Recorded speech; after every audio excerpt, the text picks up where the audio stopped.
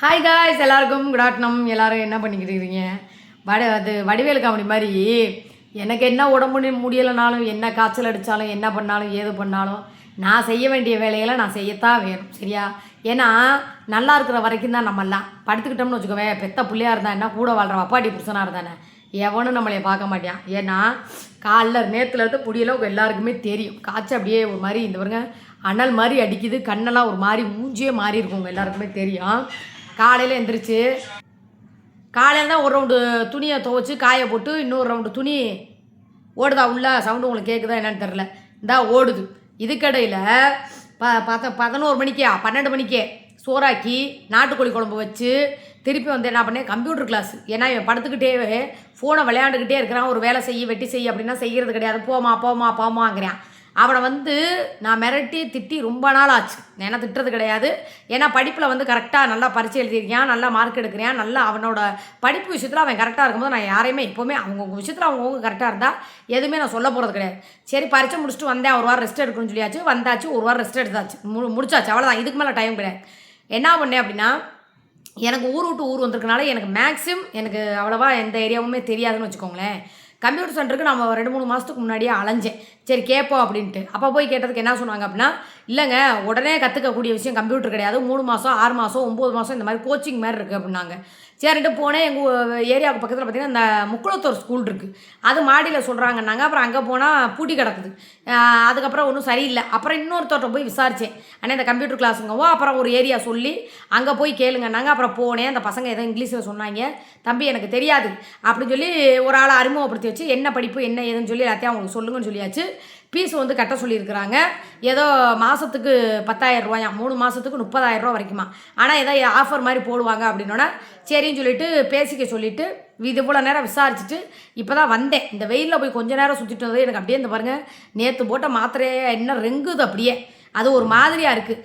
ஆனாலும் எனக்கு காய்ச்சல் இந்த உள்காய்ச்சல் மாதிரி கொதிக்குது, அனல் மாதிரி. அவ்வளோ காய்ச்சல் அடித்தாலும் என்ன பண்ணாலும் நான் வெளியே காட்டாமல் வெளியே பண்ணாமல். ஏன்னா ஒரு சமையல் விளங்கும் போது நம்ம ஏற்கனவே நான் 3 நாளாக சோறு இல்லாமல் தண்ணி இல்லாமல் எப்படி இருந்துட்டு வந்தோங்கிறது உங்கள் எல்லாருக்குமே தெரியுதா. எடுத்து வச்சுருக்கேன், உங்களுக்கு தெரியுதா? அந்த தெரியுது பாருங்கள் குக்கர், இது பேக் கேமரா இது பண்ணாமல் விட்டுட்டேன், அதனால் உங்களுக்கு தெரியல. நல்லா மஞ்சள் சீரகம் அரைச்சி ஊற்றி நாட்டுக்கோழி காலையிலே கொண்டு வந்து கொடுத்துட்டேன். ஒரு குஞ்சு கோழியாக சின்னதாக கூட்டி, ரொம்ப முத்தல் கொடுக்காதனே. இங்கே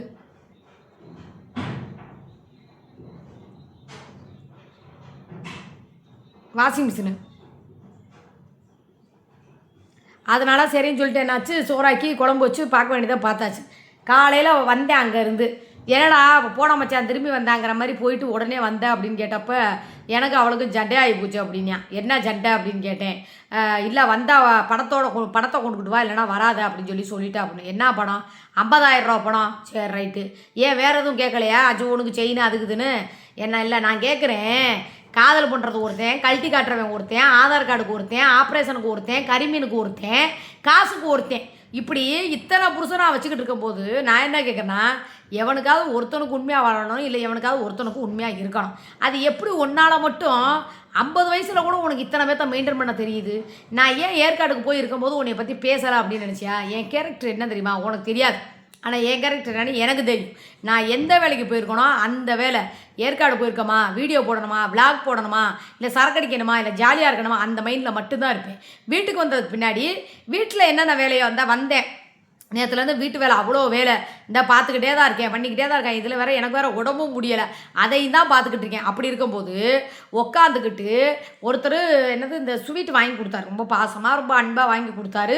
கொண்டு போய் அந்த குழந்தை கையில் கொடுங்க அப்படின்னு சொன்னார். எங்கள் அம்மா நேற்று தொட்டதுக்கு கூடம்மா எதுக்கு அதை போய் தொடுற, இல்லாடி ஆசையாக இருந்துச்சு, ஆசையாக இருக்கும் நோசையாக இருக்கும், அதெல்லாம் பண்ணக்கூடாது, உனக்கு வேணால் நான் வாங்கி தர்றேன், அதை அவனுக்குன்னு சொல்லி கொடுத்தது தாய் இல்லாத பிள்ளைக்கு கொண்டு போய் கொடுக்கட்டும் வைக்கட்டும் அப்படின்னு சொல்லி நான் சொன்னேன். உடனே அம்மணி கம்யூனிட்டி போஸ்ட் என்ன போட்டிருக்கு, இதே மாதிரி வந்து ஒரு செயின் வாங்க விடுவியா, இதே மாதிரி ஒரு நல்ல நகை நட்டை வாங்க விடுவியா? சரி, இதே மாதிரி நான் சொல்கிறேன், இதே கூத்தியா கூட இருந்து கொடுக்குற எந்த பொருளும் வந்து ஒத்துக்காது, கூத்தியா கொடுக்குறா, ஆனால் கரிமீன் மட்டும் வேணும். இதே கூத்தியா கூட இருந்து தானே ஜெயிலுக்கு போனேன், கூத்தியாக்காக தானே ஜெயிலுக்கு போனேன். அப்போ ஜெயிலுக்கு போகிறப்ப மனு வந்து பார்க்குறப்ப நீ கூத்தியாளுக்காக போன நீ உனக்கு வந்து நாங்கள் ஏன் மனு பார்க்கணும், ஏன் ஜெயிலில் வந்து உன்னை பார்க்கணும், உன்னை ஏன் வெளியே கொண்டு வரணும் நீ கேட்டியே. இப்போ மட்டும் ஏன் கூத்தியா கூட வாழ்கிறதையும் கூத்தியா பேசுகிறதையும் நகையாக வாங்கி கொடுன்னு கேட்குற. நீ தான் பெரிய ரோசக்காரன் பெத்த பிள்ளையாச்சு. கூத்தியா கூட இல்லாமல் உழைச்சி சம்பாரிச்சு இந்த கம்பெனியில் மேனேஜராக இருந்தார். அந்த மாதிரி இருந்தால் நகை கேட்கலாம், நட்டு கேட்கலாம், மைனுக்கு கடை கேட்கலாம், உனக்கு 10 பவுனில் தாலி செயின் கூட கேட்கலாம், எல்லாமே கேட்கலாம். கூத்தியாளுக்காக ஜெயிலுக்குள்ளே போனவே குடும்ப கௌரவத்துக்காக நீங்கள் யாரும் பார்க்கலாம். அனாதையாக ஒரு டிபி வந்து பிழைக்க கடந்தேன் ஜெயிலுக்குள்ளே. திருப்பி அதே கூத்தியாக தான் வெளியே கொண்டு வந்து நாங்கள் ஸ்ட்ராங்காக நின்று 5 10 சேர்த்து கூடவோ குறைச்சரோ எல்லாம் பண்ணி இன்னி வச்சுருக்கோம். அன்னைக்கு கூத்தியா தெரியாதவன் இன்றைக்கி மட்டும் நகை வாங்கி கொடுப்பியா, நீ அதை பண்ணுவியா இதை பண்ணுவியானா? முதல்ல நீ ஒருத்தனுக்கு உண்மையாக இருக்கியா? நீ முதல்ல ஒருத்தன் கூட வாழ்ந்துக்கிட்டு இருக்கியா? சொல்லு பார்ப்போம். அங்கிட்ட அவன் இருந்தானா அவனுக்கு டிமிக்கி கொடுத்துட்டு இவன்ட்ட பேசுகிற, எல்லாம் காட்டுற, எல்லாம் பண்ணுற, என்ன அப்படி மினுன்னு தெரியுங்களா? தேங்காய் நான் தேய்ச்சிருக்கேன் மூக்கடைக்குன்ட்டு. இங்கிட்டு வந்து எல்லாம் பண்ணிவிட்டு என்ன பண்ணுறான், அங்கிட்டு போகிற. முதல்ல ஒன்று கட்டினவனுக்கு சரியாக இருக்கணும், இல்லை வப்பாட்டி புருஷன் கரெக்டாக இருக்கணும், இல்லை ஆதார் கார்டுக்கு புருஷனாக இருக்கானே ஒருத்தன் அவனுக்கு உண்மையாக இருக்கணும், இல்லை ஆப்ரேஷன் பண்ணி விட்டானே ஒரு புருஷன் அவனுக்கு உண்மையாக இருக்கணும். எவனுக்காவது ஒருத்தர் இருக்கணும். இந்த 50 வயசுலேயே 5 புருஷன் உனக்கு. இந்த 5 புருஷனில் வேற அந்த ஆளை போய் என்னமோ ஒரு வார்த்தை கேட்டலாம். இது எனக்கு தேவையில்லாத வார்த்தை. ஏன்னா இந்த ஆள் எப்படி கேரக்டு தெரியுமா? ஒருத்தவங்க வந்து அசிங்கப்படுத்துகிறாங்க, கேவலப்படுத்துகிறாங்கனால வழியக்க வாலண்டரியாக போகணும். நான் தான் என்ன சொன்னேன் அப்படின்னா, இங்கே வா, உனக்கு என்ன உன் பேரனை தானே பார்க்கணும், சாயங்காலமாக உங்கள் அம்மா வீட்டுக்கு போ, அவனை கூட்டிகிட்டு வர சொல்லு, என்னென்ன வேணுமோ போய் எல்லாம் வாங்கி இங்கே கொடுத்துட்டு கையில் ஏதாவது 10 செலவு கொடுத்துட்டு கூட, இல்லை கறிகிரி என்ன வேணுமோ வாங்கி கொடுத்துட்டு கூட கொடு. ஏன் உன் மருமகன் இருக்குல்ல சமைக்காத, உன் மருமகன் சமைக்கட்டும், உன் பெரிய மையன் சாப்பிடட்டும், உன் சின்ன மையன் அங்கே போய் சாப்பிட்டுக்க சொல்லு. நீ எதுக்கு அவனை பார்க்கணும்னு சொன்னால் அவன் கூட போய் விளையாடு, இல்லை உன் மையன் வீட்டுக்கு போய் விளையாடு, இல்லை உங்கள் அம்மா வீட்டில் வர சொல்லி கூட வண்டியில் உட்கார வச்சு ஒரு ரவுண்ட் அடிச்சு என்ன வேணுமோ வாங்கி கொடு. இந்த உன் சம்மந்தக்கார அம்மா வீட்டுக்கு எப்படி இருந்தாலும் அங்கே வருவேன் இல்லை, கொஞ்சம் அம்மதக்காரம்மா வீட்டுக்கு போ, அங்கே உட்காந்து விளையாடு, கொடுத்துட்டு கூட நீ வா அப்படின்னு சொல்லி நான் சொன்னேன். எப்படி பாசத்தை பேரம் பேசுறது? 50,000 ரூபா கொண்டு வந்தால் தான் வரணுமா? அப்படியா? இப்போ கூத்தியா கூட வாழ்றது தெரியலையா? ஓ, இங்கிட்ட கூட்டி கொடுத்துட்டு அங்கிட்ட 50,000 ரூபா காசு கேட்குறத? இதே கூத்தியாவை தானே ஜெயிலு. நீங்கள் நியாயத்தை சொல்லுங்கள். இப்போ மட்டும் நகை வாங்கி கொடுக்கலையா, அது வாங்கி கொடுக்க விடுவியா, இதை வாங்கி கொடுக்க விடுவியான்னு கேட்டால் எப்படி? இதே மாதிரி நான் போய் பாலா கூட வாழ்ந்துக்கிட்டு இவனுக்கு எனக்கு வீடை வாங்கி கொடு, வாசம் வாங்கி கொடு, நகை வாங்கி கொடு, நட்டு வாங்கி கொடுனா வாங்கி கொடுப்பானா? கொட்டையை கூட தர மாட்டியான். புரியுதா? இவன் கேரக்டர் என்னன்னு எனக்கு நல்லா தெரியும். நானும் உட்காந்து வெங்காயம் தான் உடிச்சிக்கிட்டு இருந்தேன். இவன் போயிட்டு திரும்பி வருவான்னு எனக்கு நல்லா தெரியும். ஏன் தெரியுமா? அது அப்படி தான். நான் ஒரு கால்குலேஷன் போட்டேன் அப்படின்னா அது கரெக்டாக நடக்கும். இப்போலாம் வீட்டுக்கு போகிறேன்னு சொல்லி சொல்லுவேன். நான் என்ன பண்ணுறது அப்படின்னா, நீ போகாத, போய் அசிங்கப்படுவேன், கேவலப்படுவேன், நான் பல முறை சொல்லியிருக்கேன், பல வாட்டி சொல்லியிருக்கேன். அப்போல்லாம் இவன் கேட்குறதில்ல, திருந்துறதில்ல. போய் பட்டை அனுப்பிச்சிட்டு வான்னு சொல்லி இவனெல்லாம் விட்டுறது. எங்கோ நான் ஒன்று சொல்லவா, எங்கோ போகிறேன், இல்லை இவனை வந்து ஐயோ போயிட்டானே அப்படியே இப்படின்னு தவிக்கிற அளவுக்குலாம் ஒன்றும் ஃபீலிங்கெல்லாம் கிடையாது. ஃபீலிங்கு சண்டை ஓட்டது இது பண்ணதெல்லாம் ஒரு காலம். சரியா? அதனால் இந்த நீங்கள் சொல்லுவீங்களே ஒரு படம், அந்த மாதிரி ஒன்றை விட்டு எனக்கு ஒரு கெதி இல்லை, என்னையை விட்டால் உனக்கு ஒரு நதி இல்லை, என்ன கெதி இல்லை அப்படிங்கிற மாதிரி இருந்துக்க வேண்டியதேன். இந்த எங்கள் அம்மா போயிடுச்சு, போனதே தெரியாமல் உட்காந்து பேசிக்கிட்டு இருக்கீங்க அந்த ஆளுவாட்டுக்கு. இன்னும் அதை வர சொல்லி இன்னும் அப்பாயின்மெண்ட் வாங்கி வச்சு இந்த இவ்வளோ நேரம் கம்ப்யூட்டர் கிளாஸ் போய் அலைஞ்சு பேரெல்லாம் கொடுத்துட்டு நம்பர் கொடுத்துட்டு வந்திருக்கேன். நாளையிலேருந்து அவனை 3 மணி நேரம் கம்ப்யூட்டர் கிளாஸ் அனுப்பணும். வாழ்க்கையில் அடுத்தடுத்த கட்டத்தை நோக்கி நம்ம போகணும் அப்படின்னு சொல்லி தான் நான் நினச்சிக்கிட்டு இருக்கேன். ஒழிஞ்சு உட்காந்துக்கிட்டு குண்டு சட்டிக்குள்ளேயோ குதிரை ஓட்டிக்கிட்டு இந்த இங்கிட்டு ஒருத்தன் கிடப்பானா, அங்கிட்டு ஒருத்தன் கிடப்பானா, இங்கிட்டு காதல் பண்ணலாமா, அங்கிட்டு காதல் பண்ணலாமாலாம் எனக்கு மைண்ட் ஐடியாலாம் கிடையவே கிடையாது. நல்லா கம்ப்யூட்டர் கிளாஸ் நிறைய பேர் நிறைய படிப்பு சொன்னீங்க. எனக்கு வந்து மைண்டுக்குள்ளே ஒரு படிப்பு தோணி இருக்குது. அதுக்காக ஃபஸ்ட்டு முதல்ல கம்ப்யூட்ரு எங்கே போனாலும் கம்ப்யூட்டரோட அந்த இது தெரியணும் அப்படிங்கிறனால அதை சேர்த்து விட்டு 3 மாதம் வீட்டில், ஏன்னா கேம் விளையாண்டா ரொம்ப அடிக்ட் ஆகிடுவேன். அதனால சேர்த்து கொண்டு போய் விட்டோம்னா ஒரு 2 மணி நேரம் கோச்சிங், டெய்லி 2 மணி நேரம் அழகாக படிப்பேன். டிரைவிங் ஸ்கூல் போய் கேட்டேன், அண்ணே அவனுக்கு கொஞ்சம் கற்றுக் கொடுக்குறீங்களே, அம்மா 2 வீலர் சொல்லிக் கொடுக்க யாருமே இல்லையேப்பான்னாங்க.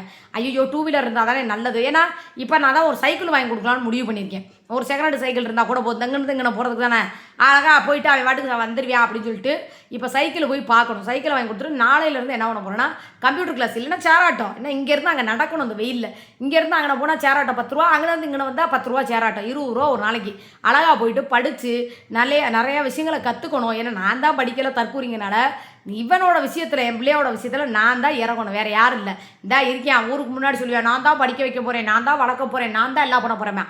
நானும் கேட்குறேன், ஒரு வாரமாக அந்த கம்ப்யூட்டர் கிளாஸுங்க எங்கனே இருக்காம்டா, எனக்கு படிக்க தெரியாது, எங்கன்னு இருக்குது சொல்லுடா, வா கூட்டிகிட்டு போ, நான் கூட்டிகிட்டு போய் என்ன எதுன்னு பேசுகிறேனுக்கு இப்போ வரைக்கும் கூட்டிகிட்டு போனேன். கேட்டு பார்த்தேன். ஏன்னா இவன் படிச்சிருந்தா தானே அதை பற்றி தெரியும். ஏன் படிக்கலைன்னா நாட்டில் எதையுமே இந்த தேடி நம்ம இது பண்ண முடியாதா? நானே போனேன், அழகாக கேட்டேன், விசாரித்தேன், அமௌண்ட் என்னங்க ஏதுங்கன்னு எல்லாம் கேட்டுட்டு தெளிவாக வந்துட்டு இந்த நாளையிலேருந்து அனுப்ப போகிறேன். ஒரு நாள் கழித்து ஒரு சைக்கிள் போய் எவ்வளோ ரேட்டு வருதுன்னு சொல்லிட்டு அழகாக என் தங்கச்சிகள்கிட்ட யாராவது சொன்னால் கூட ஒரு சைக்கிள் வாங்கி கொடுத்துருச்சுன்னா அழகாக சைக்கிளில் போயிட்டு அழகாக வீட்டு பக்கத்துலேயே தான் அழகாக போயிட்டு வந்துடும். ஏன்னா வண்டியெல்லாம் வேணாம், 18 வயசு ஆகாமலாம் வண்டி ஓட்டக்கூடாது. சைக்கிள் அவனுக்கு ஆல்ரெடி ஓட்ட தெரியும், போகலாம்ல. சொல்லுங்க பார்ப்போம். அதனால் நான் என்ன சொன்னால், பிள்ளைகளா யாராவது சைக்கிள் தம்பிக்கு வாங்கி கொடுக்கணும்னு நினச்சிங்க அப்படின்னா இந்த சைக்கிள் நீங்கள் ஆன்லைன்லேயே கூட ஆர்டர் போட்டு விடுங்க. இல்லை இங்கேயே கூட சைக்கிள் கடை ஏதாவது ஒரு கடை இருந்துச்சுன்னா கூட அழகாக அவனுக்கு ஏற்ற ஒரு சைக்கிள் போட்டு விட்டிங்கன்னா அவன் டியூஷன் போகிறதுக்கு கொஞ்சம் ஈஸியாக இருக்கும். சரியா? அதனால் என்ன சொல்கிறேன்னா, நம்ம விஷயத்தை இனிமேல் நம்ம மட்டும்தான் ஃபாலோ பண்ணிக்கணும். சரியா? நான் தான் செஞ்சேன், நீ தான் செஞ்சேன், இதுதான் செஞ்சேன்னு ஒரு வாட்டி செஞ்சுவிட்டு 1000 வாட்டி சொல்லி காமிப்பாங்க. அதனால் அந்த வேலைக்கெல்லாம் நான் போக மாட்டேன். எனக்கு படிப்பறிவு இல்லைனாலும் என்னென்ன பண்ணணுமோ எல்லாத்தையும் நான் ஆல்ரெடி பண்ணிக்கிட்டே தான் இருப்பேன். சரியா? ஓகே, நைட்டு 9 மணி லெவலில் சந்திக்கலாம். பாய்.